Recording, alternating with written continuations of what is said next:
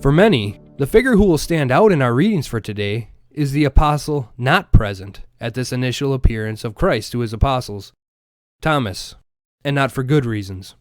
Today's episode, of course, is where Thomas gets the nickname Doubting Thomas from. In fact, perhaps the most famous depiction of this scene in art history was painted by Caravaggio and entitled The Incredulity of St. Thomas. However, following the late Pope Benedict XVI, I want to suggest that to simply see in Thomas's initial reaction, simple doubt, is to misunderstand him. The nickname comes from Thomas's response to the apostles who tell him, "We have seen the Lord." But Thomas says in response, "Unless I see the mark of the nails in his hands, and put my finger in the mark of the nails, and my hand in his side, I will not believe." In his actions today, Thomas gives us a master class in spiritual physics.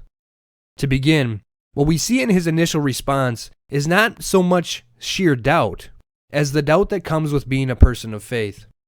If faith is fundamentally trusting God and an aspect of our relationship with God, there is bound to be doubt now and again in that relationship on the part of us fallen sinners.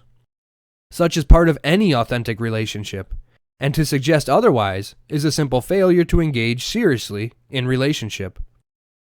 We see this in all the saints who enter most deeply into relationship with God, passing through what is often referred to as the dark night of the soul. Thus, St. Teresa of Calcutta wondered for years whether or not God loved her. So distant did he feel from her. Thomas is experiencing something similar here. He undoubtedly loves Jesus. It was not long ago that when the other disciples tried to stop Jesus from returning to Judea, to raise Lazarus from the dead because they had just tried to kill Jesus there, Thomas was unfazed and said to his compatriots, "Let us go also, that we may die with him." Now, of course, Thomas wasn't quite ready at that time to give his life for Jesus as he fled for his life with the others when Jesus was arrested. That said, while Thomas lacked the strength of the will to do it, he already knew in his heart what it meant to be a follower of Jesus, to give one's entire life out of love for him. This is confirmed by Thomas's response today. Thomas doesn't just want to see Jesus. It's not good enough for him simply to confirm that Jesus has risen from the dead. Thomas wants to touch Jesus. What greater indication of love and intimacy could there be? We don't touch strangers, much less touch them where they are most injured and vulnerable. We touch those we are in relationship with. So Thomas's declaration demonstrates an intimacy and a love for Christ, but it shows us still more. Thomas wants to touch the wounds of Christ because he knows that those wounds indicate Jesus' love for him and for the whole world. Thomas also knows that it is precisely those wounds that heal the world.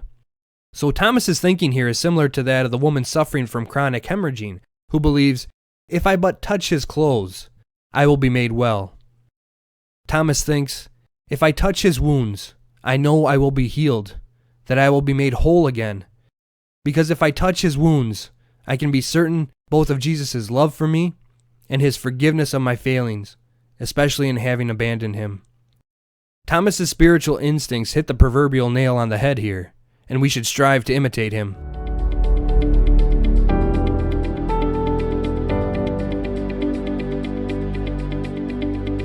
If you enjoyed this, hit that subscribe button and check us out at freshimage.org, where you'll find commentaries and articles on countless topics important for becoming the unique image of God you have been created to be. And be sure to check out FRESHimageMedia.com, our sister company, to discover Christian home goods and gifts deeply rooted in Scripture that you won't find anywhere else.